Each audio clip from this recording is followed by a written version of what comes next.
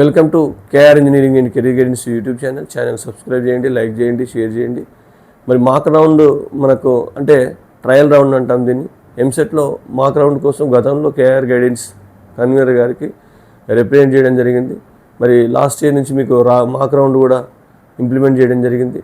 మరి మనకు choice filling అయిపోగానే మొదటగా మనకు మాక్ రౌండ్ జూలై 4th రోజు మనకు మాక్ రౌండ్ ఉంటుంది.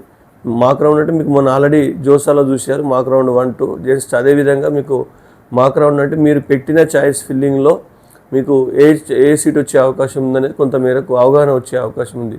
మరి నిజంగా మాక్ రౌండ్లో వచ్చిన సీట్ వస్తుందా సార్ అంటే రావచ్చు, రాకపోవచ్చు. మాక్ రౌండ్లో మీకు ఏ సీట్ అయితే వచ్చిందో దానికి పైన ఉన్న 5 ఆప్షన్స్ కానీ కింది ఉన్న 5 ఆప్షన్స్ కానీ రావచ్చు.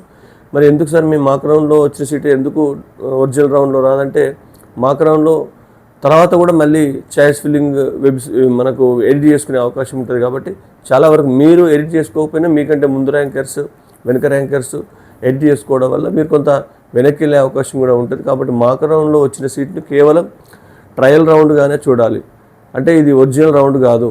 మీకు మాక్ రౌండ్లో సీట్ వచ్చింది రావచ్చు, దానికంటే మెరుగైంది రావచ్చు, దానికంటే నార్మల్ సీట్ కూడా రావచ్చు.